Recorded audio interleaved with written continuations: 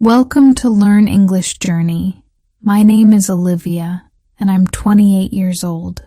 Since I was a little girl, I dreamed of the day I would walk down the aisle wearing a white dress, hearing the church bells ring, and seeing the man I loved waiting for me at the altar. I believed that love was meant to be beautiful, sacred, and lasting. For years, I thought I had found that kind of love with Benjamin. Benjamin and I met at a small art exhibition in Boston 4 years ago. He was an architect, quiet, thoughtful, with eyes that seemed to measure every detail around him. I was a photographer, always looking for beauty in moments others ignored. We were different, yet somehow our worlds fit together perfectly. He used to say that I made life feel lighter, and I used to say that he made me feel safe. We moved in together after a year. I remember how he filled my kitchen with coffee mugs, blueprints, and laughter. Every morning he kissed my forehead before leaving for work. I had never been so certain of anything as I was about him. When he asked me to marry him under the autumn trees of Central Park, I said yes, without a second thought. Our wedding day arrived on a warm Saturday afternoon in June. The sky was clear, the air smelled like roses, and the entire church was filled with people, family, friends, even some of Benjamin's colleagues. My dress was made of lace, soft and delicate, just like the way I felt inside. My best friend Emily helped me fix my veil before the ceremony. She whispered, "You're glowing, Olivia. This is your day." I smiled.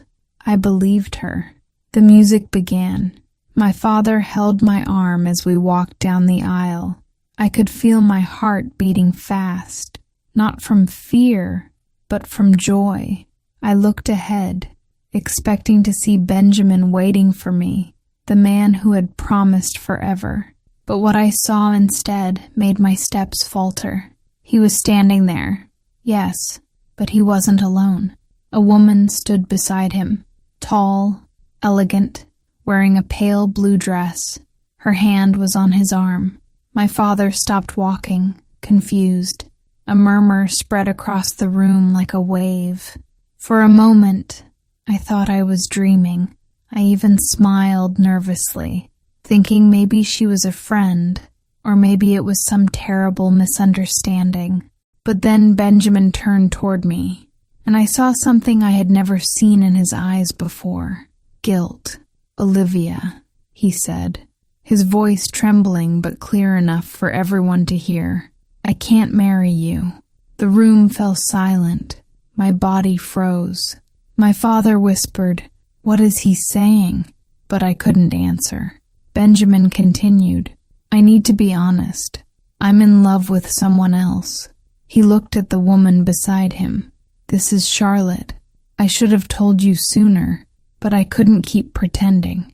For a moment, the world stopped. The music faded. The flowers blurred, and all I could hear was the echo of my heartbeat. People gasped. Someone dropped a phone. Emily stood behind me, covering her mouth in disbelief. I wanted to scream, to ask why, to demand an explanation, but no words came out. My throat burned, my legs felt weak, and tears filled my eyes, but I refused to let them fall. I just stood there, staring at the man who had promised to spend his life with me, now holding another woman's hand inside the same church where we were supposed to exchange vows. Charlotte didn't look at me. She kept her eyes down, almost ashamed, but not enough to step away. Benjamin whispered something to her, then turned back toward me. "I'm sorry, Olivia," he said softly. "I didn't want to hurt you, but I can't lie anymore." Those words shattered me more than the betrayal itself. I took a deep breath, trying to keep my voice steady. "Then why did you let me come here? Why did you let everyone come here?" He looked down. because I was afraid. Afraid. The man who had promised to protect my heart had broken it because he was afraid. I turned around slowly, hearing whispers rise behind me. I didn't cry. I just walked away, down the same aisle I had entered minutes ago, with everyone watching. My father followed me, but I didn't stop. I left the church, stepped into the bright sunlight, and felt the warmth burn against my skin. My dress suddenly felt too heavy, my veil like a burden I couldn't carry. Outside, I heard the bells ring, but they weren't for me.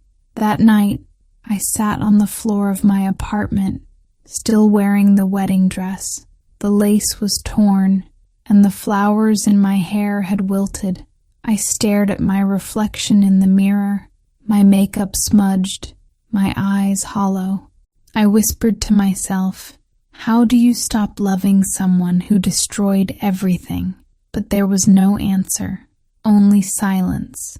Days turned into weeks. I couldn't sleep. I couldn't eat. Every time I closed my eyes, I saw that moment in the church, Benjamin's voice saying, "I can't marry you."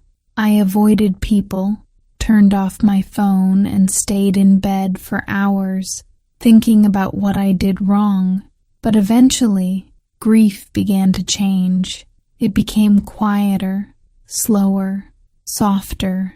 One morning, I took off the dress that had hung on the back of my door for weeks. I folded it carefully and placed it in a box. Then I went outside for the first time since the wedding. The city felt different, louder, brighter, alive. I realized that while my world had ended, the real world had kept moving. A few months later, I moved to San Francisco. I found a small studio apartment near the ocean and started taking photos again of people, light, water, anything that reminded me that beauty still existed. At first, I forced myself to smile, but slowly, the smiles became real. One afternoon, while photographing the sunset by the pier, I saw an elderly woman painting the same view. We started talking. Her name was Eleanor. She told me she had lost her husband many years ago and that art had saved her. "When something breaks inside you," she said, "you have two choices: hide from life or paint it." Those words stayed with me. I began to paint again, to capture emotions on canvas, not just sadness, but also peace. I painted my wedding day once. Not as it was, but as I felt. A bright church filled with light and shadow. A woman standing alone yet still shining. Months passed, and one morning I received an invitation in the mail. It was from Benjamin. He was getting married to Charlotte. I held the envelope for a long time, then smiled. For the first time, it didn't hurt. I realized that forgiveness isn't about them. It's about freeing yourself. That evening, I went back to the ocean. The sky was painted with gold and violet, the same colors I had once dreamed of for my wedding. I stood there and whispered, "Thank you, Benjamin, not for leaving me, but for teaching me that love begins where pride ends, within ourselves." Now, when I take pictures of couples holding hands, I don't feel pain anymore. I feel hope.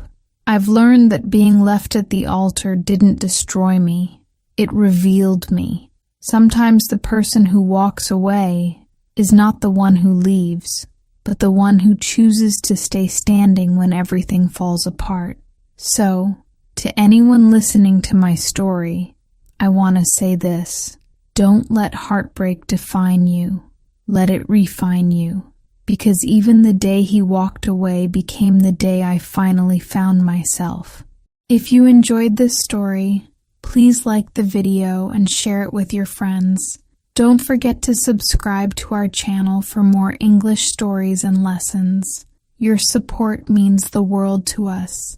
See you next time. here on Learn English Journey.